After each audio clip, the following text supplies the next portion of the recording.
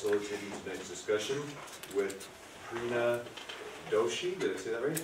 Okay, and Ayaka Smart. And we'll be collecting your questions.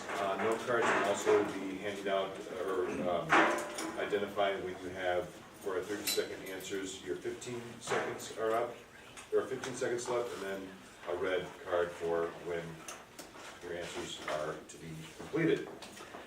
So as I said, you have 30 seconds to respond. Please feel free to give shorter answers, as this will free up more time for questions. I just said as a reminder, the timekeepers will hold up a yellow card with 15 seconds remain and a red card when time is expired. Thank you all in advance for your cooperation in treating tonight's event with courtesy and respect at all times, and I extend that to audience members as well. So we will begin with two questions.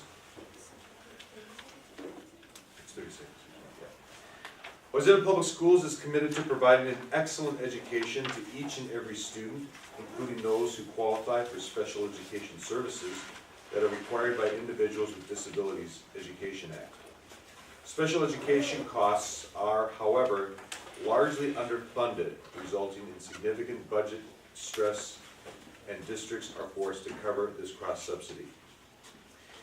In 2016, 9.8 million of our district's $124.5 million operating budget were taken from the general operating fund to cover this shortfall. The question, how would you address this growing special education cross-subsidy? Each candidate will have 1 minute and 30 seconds. Thank you, you correct me, you write it as nice seconds. And we'll begin with Jerry Hertas from 33A. Well, thank you. It's a great question, and it's one that has plagued our school districts for quite a long time. The cross-subsidy issue in special education really started with a federal mandate, an unfunded mandate that's problematic for schools.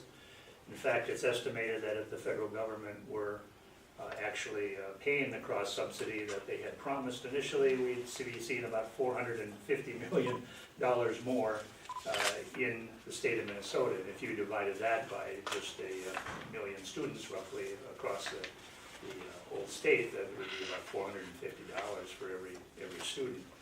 What do we do about it? I don't think we're going to be able to get the federal government to balance its books and to give us the money that they promised. But we probably need to start looking at some of the cost curve containments that can occur within the special education realm.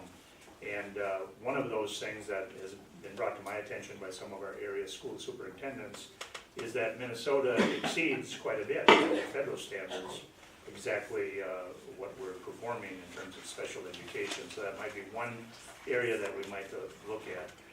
Lastly, another thing that I've been made aware of in our school districts is that families actually can sue or litigate the schools with regard to their special education programs and requirements, and the school districts are required to pay the parents or the students' attorney's fees. So oftentimes school districts just give in to some of the demands of parents when maybe there could be some cost containment there. Thank you. Okay, thank you. Ms. Thomas from 33A. Thank you. Once again, thank you all, and thank you for this opportunity. As I've talked to the educators, special education needs are going to increase.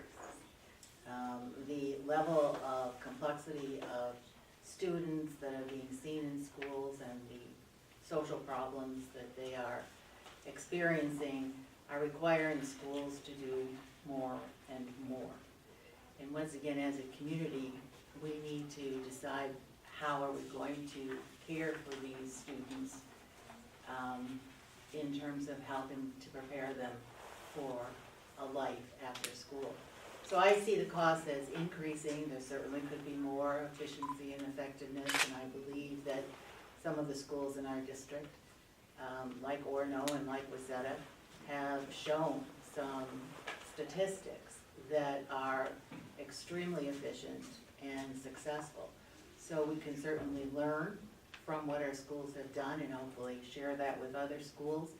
But it is an issue that's not going to go away and will continuously impact our schools. We're also blessed here in this organization, or this set of communities, by having interfaith outreach. And the fact that interfaith outreach can bring in the community is organizations to help pick up some of the social services that our students need. So funding is important, I don't have to stop, and we need to fund it. We need to find ways to fund it. Okay, thank you. Mr. Smith? Thank you for coming to the small group discussion for better give and take on these important issues. This issue, it'd be great if the federal government fully funded this gap, but short of them doing that, we need to continue to be committed to providing an education for all of our students. It is the most important thing we do at the Capitol. It is a constant battle, it is very complex. One thing we can do to reduce costs is to work on how the formula is administered. That's one thing we can do, as well as looking for other creative ways to try to decrease the costs in the system without impacting the experience for the student in the classroom. Okay, thank you. Ms. Boehner? Bonner, thank you. From 34B. So I think this is a little bit of a complex issue, and it's one that we've often tried to sweep under the rug for many, many years. The reality is that as we've discussed here, that unfortunately the amount of funding that we receive from both the federal and the state government is not adequate to cover the costs, which means that often schools are robbing their general fund to make up the difference in those costs. And the reality is, even if we talk about a few efficiencies here, which we've talked about tonight, the reality is that the amount of students requesting special education services has almost tripled in the last decade. Some of that may be for various reasons, but one of them is partially because we're getting better at diagnosing what those special needs are. So I don't think the demand for those services is going to go down anytime soon. And the small amount that we can save by minor cost-cutting measures is still not going to be sufficient. We're going to have to do a better job of calculating into the formula how we accommodate for these things, so that we can adequately make sure that not only are we funding special education, but that we're adequately funding education for the rest of the students and not robbing that general fund. And I can tell you, as someone who grew up next door to a special education teacher, that these are really compassionate, exceptional human beings. And I think we need to do more to really help make sure that all of our students have better opportunities. All right, thank you. And finally, Mr. Winkler. Thanks. Well, I don't even like the phrase cross-subsidy, because it implies that somehow kids with special needs are a special category that get funding and everybody else has to sacrifice in order to provide that. I think the mission of a public school is to provide an education for every single student, regardless of how they come into that school, regardless of the language that they speak, the level of poverty or hunger that their families may leave them with, the special needs that they may have. So I don't think it should be considered a cross-subsidy. It's a requirement that every child be educated, and the reason why we have the laws is because we had rampant discrimination and forcing kids out and deprive them of the opportunity to succeed and grow into healthy, productive adults. So I think that that's one point. It is, of course, expensive to provide these services, and we had a fairly extensive discussion in the large group about funding, which I think, just reiterate what we already said.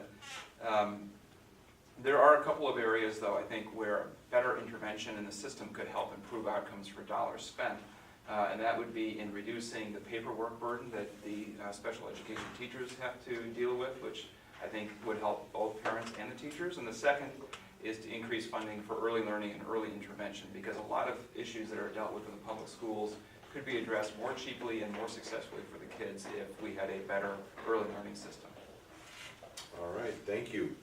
The second question, in the 2018 session, the legislature provided $25 million in grants for school safety. Statewide requests for these grants totaled more than $255.5 million, more than 10 times the available funding.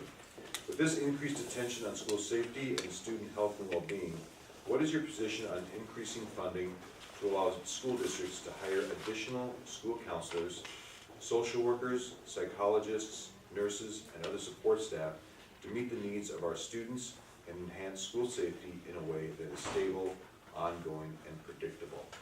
And we will begin with Ms. Norris for 35A, or 33A, I'm sorry. Okay, so Nori Thomas. Nori Thomas, I'm sorry. I mean, this question really identifies the issue. We had 25 million, which wasn't enough. A number of schools, including the ones in our district, certainly applied for that money, and my information at this point is they were not eligible to receive it. So there is a huge need and not enough money to go around. I think school safety is certainly heightened in our world today, and schools need to be able to find solutions and be creative and innovative in terms of what their community needs. There needs to be local input to create those programs that are best suited for the individual school. I certainly am in favor of increasing the funding so that all of the schools can have some opportunity to have access to this additional funding. As I've talked to the police, it's also an issue with them, and clearly some of these students end up in their system and lost. So I think we can do more to really interlink what's happening at the schools with the police and create a better system of communication. All right, thank you. Mr. Hertas. Thank you. With regard to safe schools, we all want to make sure that our children are safe while they're at school. And I think it was probably about 4 years ago, I introduced a bill that was passed that freed up some of the money that was in the safe school levy referendum. A lot of that money was basically earmarked for fire safety and fire improvements only. We've heard repeatedly from school districts that they would like a little bit more flexibility with a lot of these categorical buckets. And I think re-examining exactly how strict we are with some of these categorical buckets where schools qualify for money, but maybe can use the money more efficiently, allowing them a little more discretion to maybe move money from one bucket to the other, I think is a good thing to do. Although $25 million of bonding was approved, there was an additional $30 million that the Republican bill that was passed that the governor vetoed, so we could have had $55 million of money for school safety, but $30 million of that was vetoed. And so I think there are some challenges with regard to making sure that all of the schools are safe, but every school and all districts have certain amounts of facilities. Some districts have more buildings than others, and some districts are much smaller, so it probably would be based more on a per pupil basis. All right, thank you. Ms. Bonner, did I get it right this time? Honor. Bonner, Yes. okay, Yes. from 34B. Yes, I do definitely think that we need to increase funding to cover things like counselors, social workers, psychologists, and so forth. I think that's a really important part of what we need to do to make our schools safer. And I think that when I've been talking to a great number of teachers, I actually have a good number of teachers that are volunteers for my campaign, and that I've worked with very closely over the years. And I do hear them continually talking about how they see the needs of students, particularly in these areas, increasing. And that they have continued to increase over the years. And we continue to face larger and larger challenges in these areas. And to say, I guess there's more of an attempt now also to recognize and understand that when kids come to school, that there's something about trying to take care of the whole child, right? Kids don't learn well when they're feeling like they're unsafe, whether that's because of situations at home, because of things generally happening out in the world. And so these services become more and more valuable as that continues. So I do think that it's going to become a larger part of the equation in making sure that our students are successful in the future. All right, thank you. Mr. Smith from 34B. It is critically important that our children feel safe when they're at school. They're not gonna be able to learn and do what they need to do there if they're worried about some of the violence that has been in our communities throughout our country in the last few years. I proudly supported the $55 million of funding in this special category this past session. But I hear constantly from this LIC and other school boards that they want flexibility in funding. So the legislature has walk a fine line about saying spend the money in this particular area and direct what happens at the local level. Each of our school districts are different, and there's There's disparities within each of the school districts for the different types of schools, for maybe what the different schools need to be safe. Some need a different type of front door or entrance. Some are using the money for additional surveillance. Some are using for other means. So I think as we support, and I proudly support, and I want to have more funds for this type of specific allocation for the school districts, I think we need to be careful not to really tie the hands and force school districts to do things with it, because it really is different from Wayzata to, to Moorhead to Duluth. Each of the school districts are unique. Okay, thank you. And finally, Mr. Winkler, 46A. There are a couple of issues I think raised in this question. The first is, I think I really like how it was phrased in terms of thinking of school safety not as just a safer front entrance or better drills for students to avoid active shooter situations in their schools, but thinking about school psychologists and counselors and all the people who, adults who can be in the school who help children feel safe and actually can help in many aspects of their lives. Minnesota is last or close to last in the number of school counselors per student in our schools, and that's something that I don't think is very supportive of a positive learning environment. And so I think that's important, and there is certainly a need for that. It's also important to remember that this bonding money, this $25 million, was in lieu of gun safety legislation. Because the legislature did not want to address things like universal background checks, and it did not want to address what is effectively an assault weapon, and dealing with some of the gun laws in Minnesota, they decided instead of trying to reduce gun violence, that they would instead make school districts appear to be safer with a relatively small amount of money. And so it's important to remember that there are broader things that the legislature takes on that affect school safety than how much money we give schools in order to make them be a less soft target for people who want to harm children. All right, thank you. At this point, I have received note cards from members in the audience who would like to ask questions. If there are any out there who have not submitted note cards, at this time you can feel free to finish up your questions and hand them to one of our volunteers. Please remember to keep these questions education focused, and for the last question or last 10 minutes or so, we'll give each candidate an opportunity to make a closing statement. So we'll begin with one question from the audience. Do you support vouchers, expanded tax credits, or any taxpayer subsidies for non-public school, public education schools?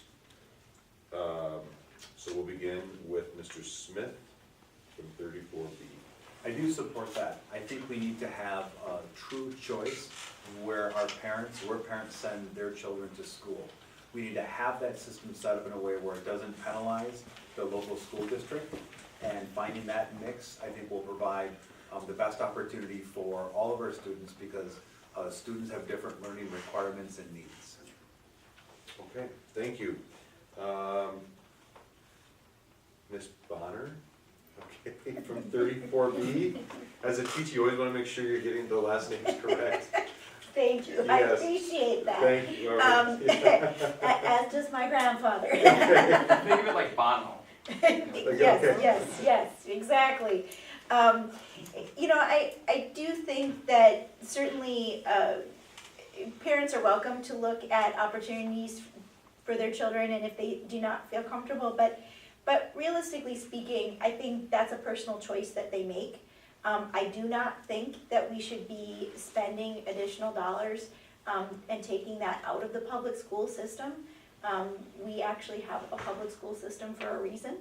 And I do think that robbing funds from that system in order to, it will work to the detriment of increasing what we need in our schools. So I do not, in fact, support vouchers. Okay. Mr. Winkler from 46A.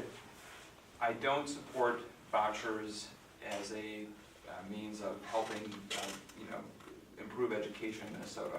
We do have some public funding that supports education for students in private schools related to transportation and special education and various things, which I think is a product of the fact that we have many students who attend private schools for religious reasons, and we want to respect, it's not just, they want a different choice, there's a compelling religious need for them to attend those kinds of schools, and I think some basic support for them is acceptable, as we've long done. But trying to expand public funding for private education, I think, is a misuse of public tax dollars when we have all the needs in the school system that we've discussed tonight. I also, the school choice has its downsides in Minnesota too, and among them is that we seem to be in kind of an arms race amongst school districts to try to attract the families that have the best performing students, and offering them the sorts of experiences that in many ways are beyond a basic education, because they want to make sure that the best students are picking their school district. We see that in the West Metro all the time. And so I'm not entirely convinced that there is only upside in having more school choice, more competition in with the public schools. All right, thank you. Mr. Hertas, 33A. Well, I do support some type of a system that creates or expands choices for parents. I think particularly with regard to those schools that are already good schools, it's probably not an issue. They'll continue to attract the students in their district and in and around to participate in their school, and they'll enjoy the funding that comes with the state's assistance. But I think about inner city schools, and I think about people in poverty who are stuck, don't have the means or ability to just sell or to move or to relocate in order to get their kids the best education. And so we've seen anecdotal evidence of charter schools and different choices where people in Minneapolis and St. Paul have been able to put their kids in alternative means of education. And I think the outcomes have shown that they've been very positive. And so I think creating a certain level of competition and by market forces in itself, although this is not a business per se, education, but I think it does create some competitive challenges to make sure that schools are delivering the best that they can. All right, thank you. And Ms. Thomas, 33A. I am not in favor of expanding the voucher system more than as it's been described in terms of transportation and so forth. I am, however, in favor of public schools combining with charter schools. Clearly, there's been some examples of that being successful, but there is a relationship and a link between the two. So to me, public education is a foundation of democracy, and it is constitutionally what the state of Minnesota is driven to build, produce, and sustain, and I do not support expanding the voucher system. Okay, thank you very much. The next question is, with this being a budget year, do you propose, with a budget year and with a potential budget surplus, would you support at least a 3% increase on the per pupil formula? And we will begin with Ms. Thomas. Well, I certainly wouldn't be able to say the number should be 3%. What I would propose is that the funding equation in all its complexity needs to be simplified, which as I listened to many people might be impossible, but let's at least try once again to make that formula at least fair, or more fair than it is. So I'm not sure about the 3%. I would have to look a lot more carefully at the numbers, but I do believe that the additional money that we have available in the state of Minnesota should be applied to education first. I think that is the role of the state legislators to fund education, and I believe that the schools and the teachers and the faculty are telling us they are in trouble and they need help. All right, thank you. Mr. Hertas? Well, thank you, and it's an important question.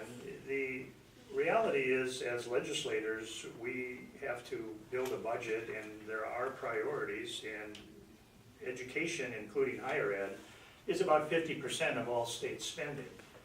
And, but we also have other critical needs, whether it's transportation or health and human services, public safety, and all of those things also have the same needs and demands as public education does.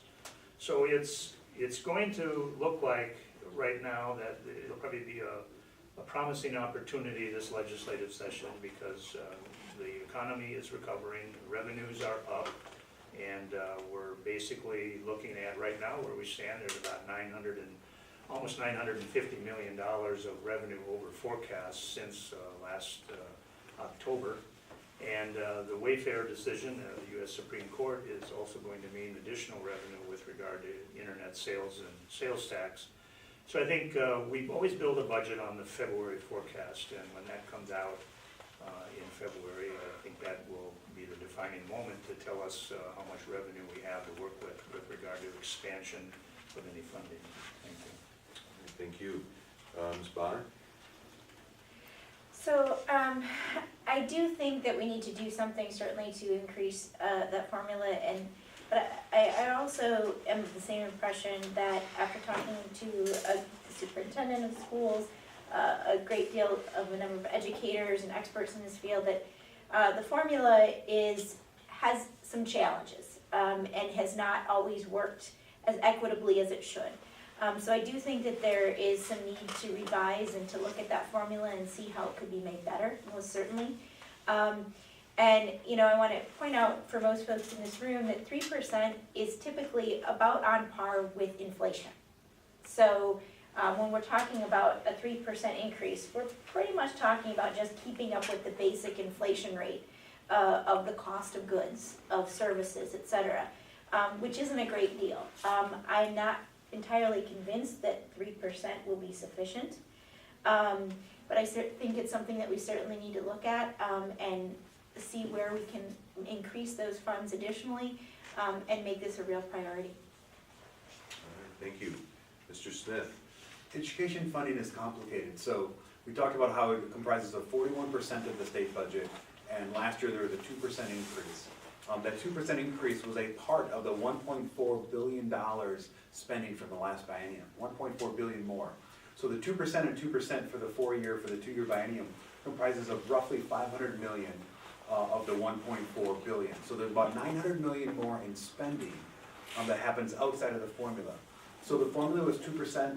I might support 3%. I co-authored a bill at 2.5 last year, because the initial bill came in at 1.5. I was trying to get it up higher. I co-authored 2.5, I needed to compromise on 2. But you need to look at the big picture. We spent 9% on, to say that inflation is at 3% and you know, it's not keeping up with inflation, it's not accurate, because we spent 9% more on education and 10% the 2 years before. So in the 4 years I've been in the state legislature, spending's gone up 19%, when inflation's been arguably 4%. So if we rise the formula up to 3%, what's gonna happen to the other 900 million? Will that go up as well? Will that go down? I'm all for local control and having school districts make decisions.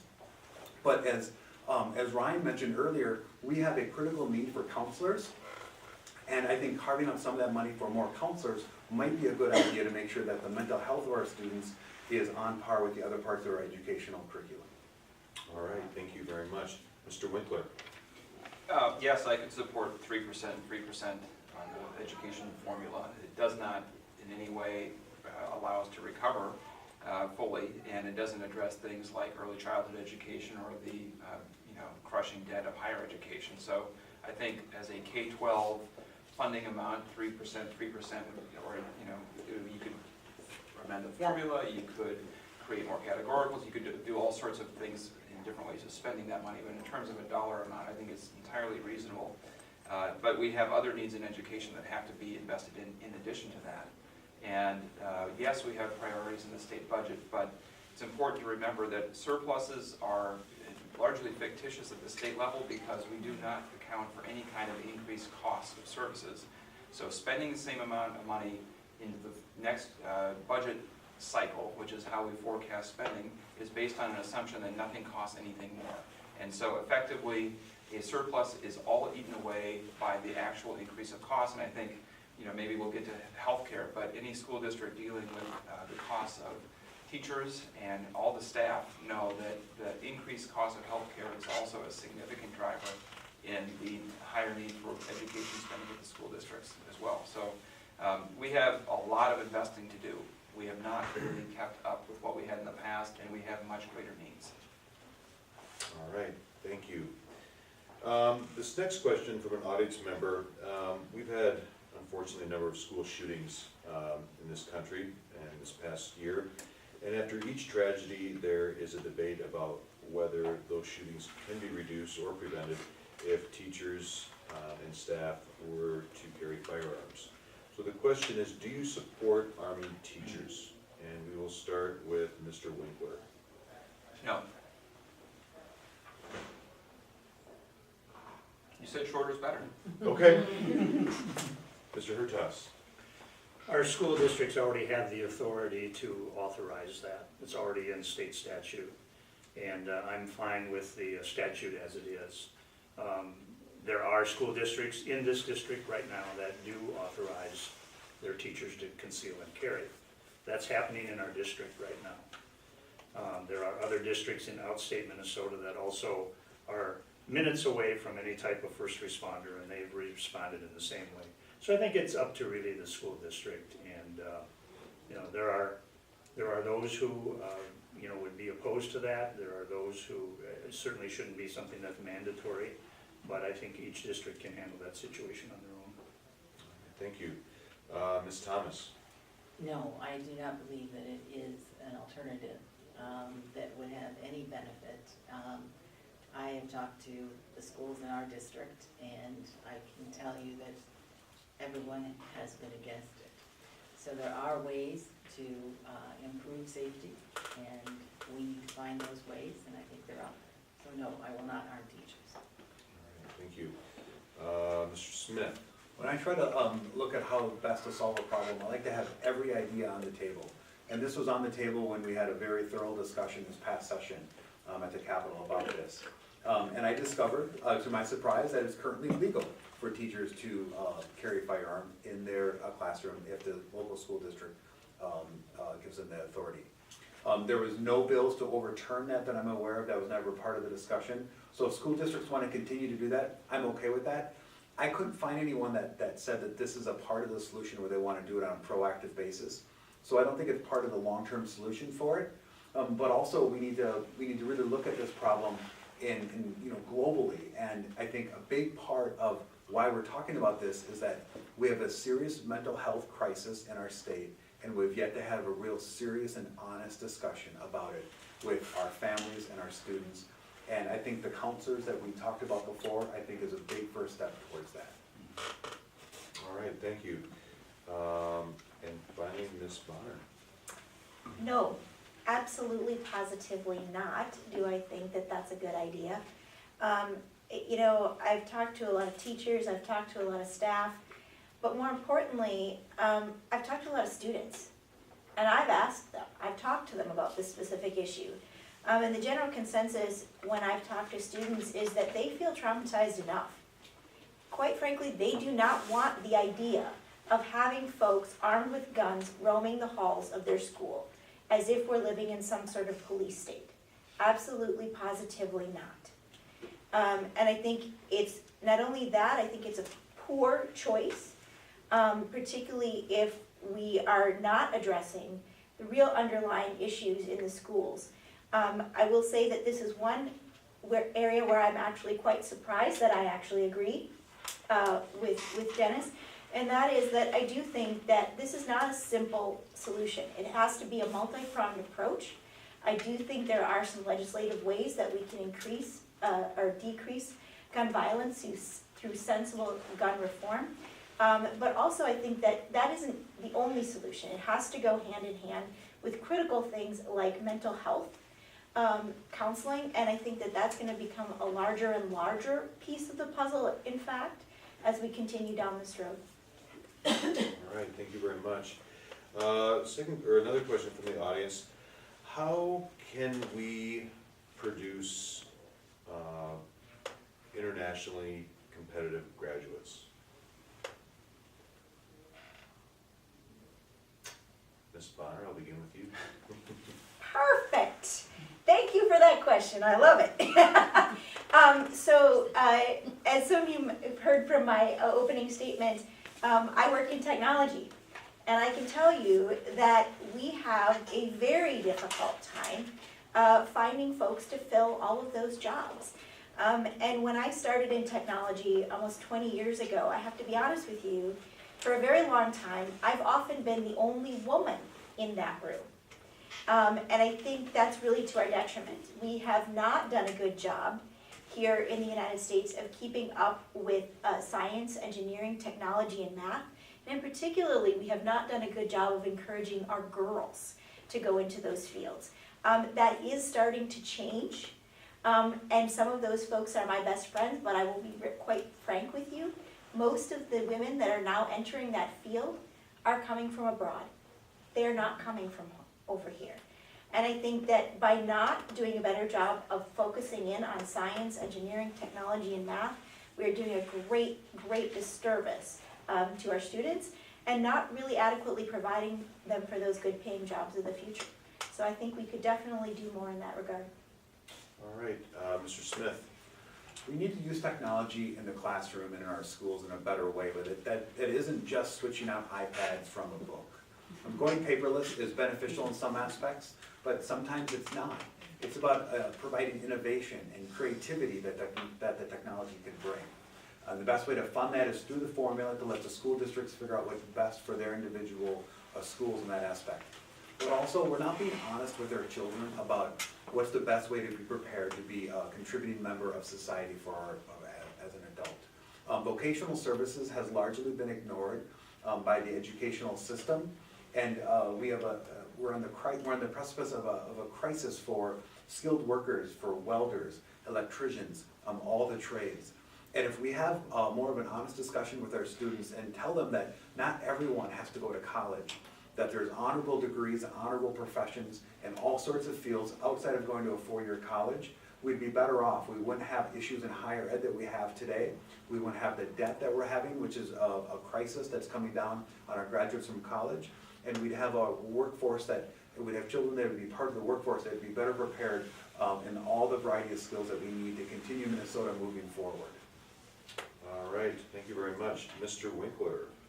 Well, I have some personal experience with internationally competitive graduates. I spent 2 years just recently living outside of Brussels, Belgium, and my children attended for 2 years a British international school with kids from 72 countries. Their parents were diplomats, they represented the military of various countries, business executives, and so forth. And I saw at that school the best of the best. I'm also a graduate of Harvard University, where I went after high school for my college education, and again, would argue that represents the best of the best. And the answer is Minnesota does produce a lot of internationally competitive graduates. We do a lot of it. The question, I suppose, is what could we do better? And when we were looking at schools to bring our kids to attend after Belgium, we were concerned that, based on their experience, that they may have a harder time finding a challenging enough environment in public schools. I'm happy to say that in Hopkins we were able to do so. Now there are differences, and the level of demand and expectation at that school is lower than they have experienced internationally, but it is still highly competitive. And so I do think that while we talk about all the needs that we have in education, it is important to recognize that our schools do a pretty fantastic job in Minnesota providing a high-quality education for kids who excel. And there aren't very many places where people can move to a state and send their kids to public schools and not worry about it, but Minnesota is one of those. All right, thank you. Ms. Thomas. So was the question international? Yeah. Okay. It's a huge benefit. I lived in London with my 4 daughters for a number of years. They're grown up now and have their own careers. And I can say that international experience was an amazing benefit to them in terms of their college and in terms of their ability to get amazing careers. So it is valuable.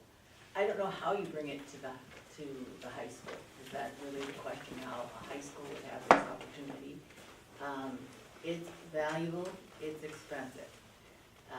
I also, as I said, teach adjunct professor at the University of Minnesota in the College of Pharmacy.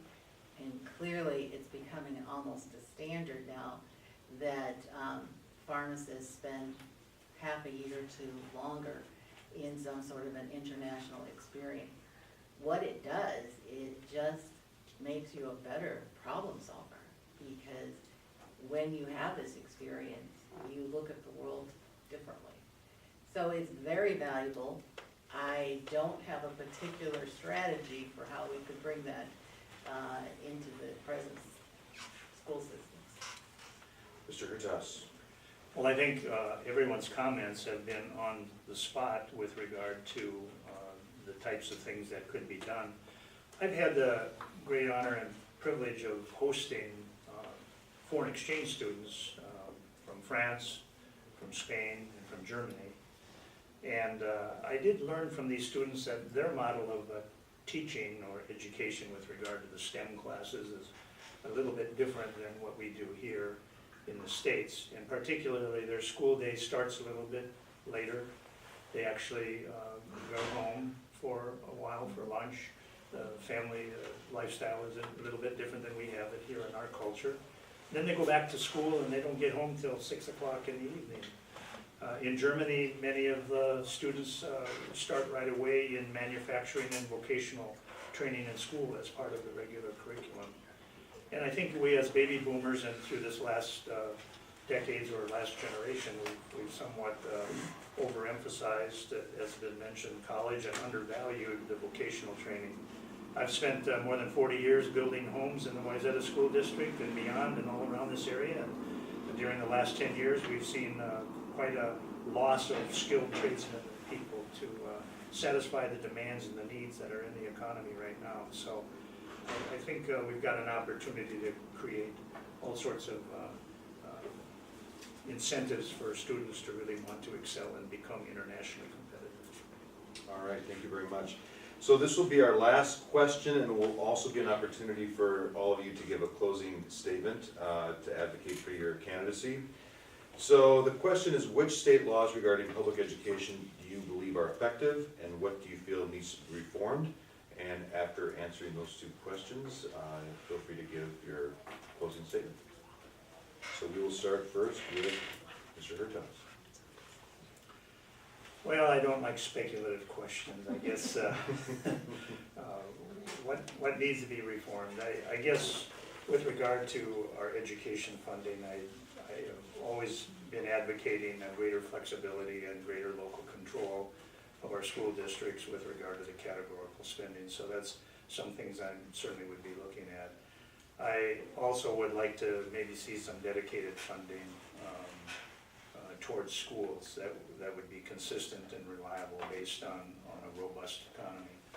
And you know, I've been tinkering the last couple of years with some formula ideas and running it by staff and seeing what we could do, but I haven't unveiled that yet. But I'm not going to, but I've got some ideas.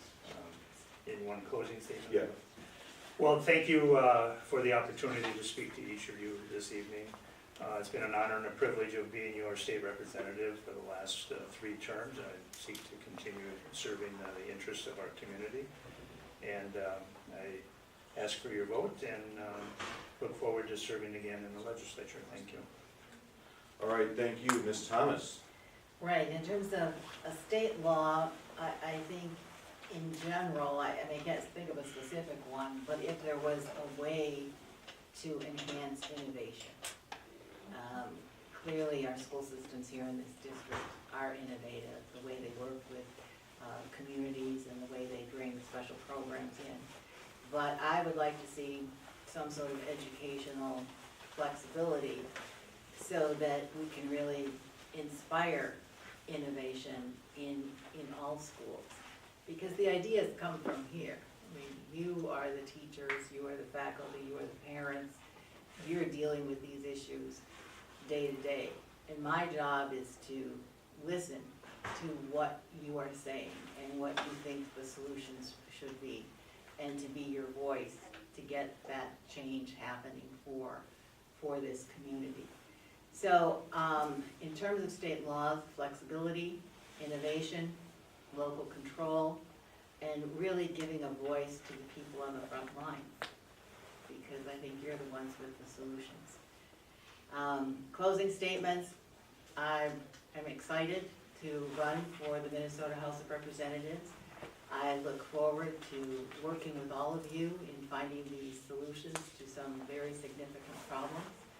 And I think the message to you is I want to work hard, I want to listen, and I want to be smart about the solutions that we bring forward. So I look forward to your vote, and I hope you will consider supporting my campaign. All right, thank you. Mr. Smith? We're blessed in Minnesota with some of the strongest academic standards, and that's provided a lot of blessings to our state. But unfortunately, not all school districts are administering that equally.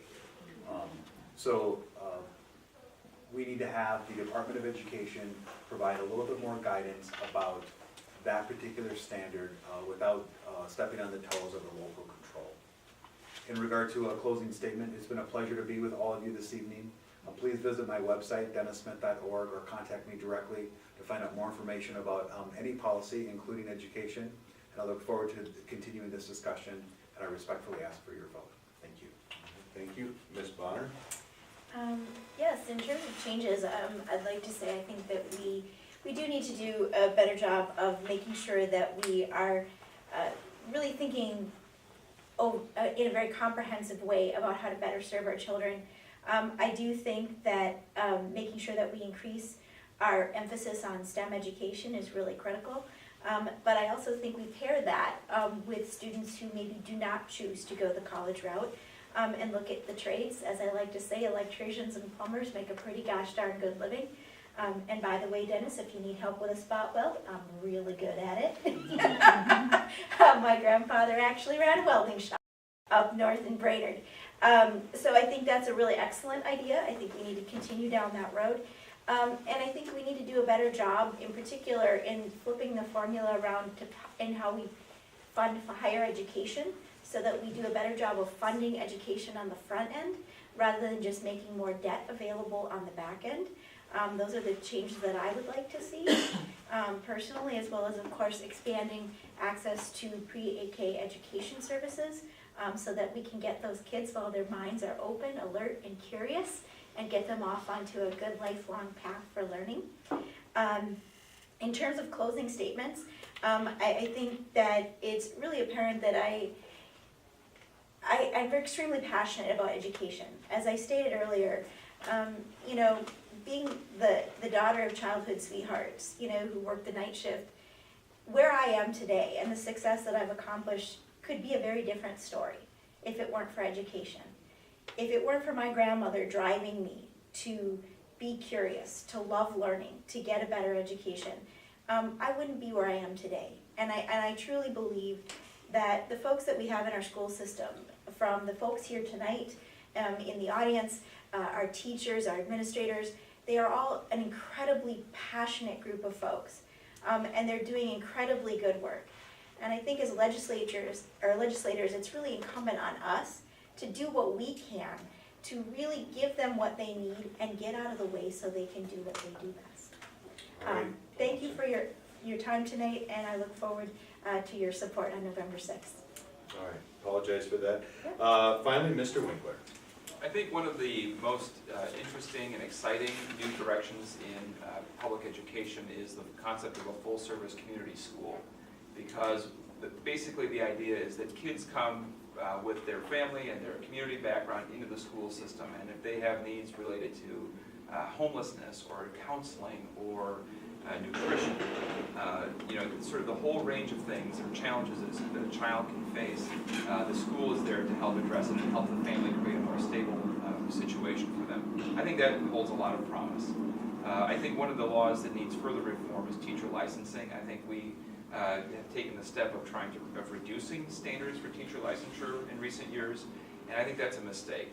I think that is driven by the fact that we are trying to help school districts figure out how to provide an okay education with declining resources. And I think that is absolutely the wrong direction. We should be setting higher standards, expecting more from students, expecting more from families and parents, and expecting more from our school districts. That's how we help make our schools as good as they can possibly be.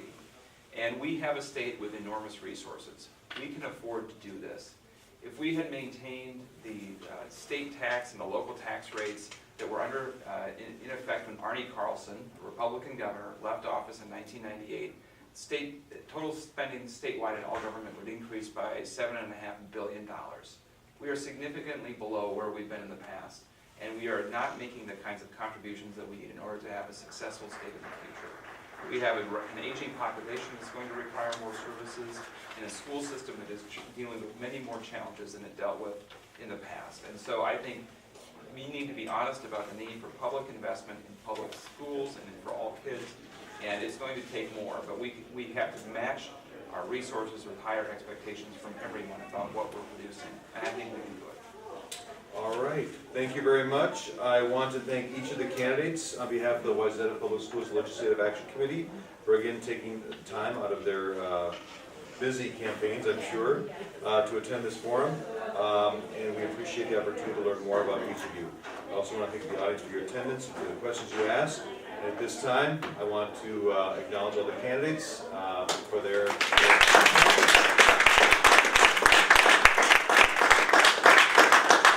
And at this point, we gently ask that you leave the classroom so we can get organized for tomorrow's class.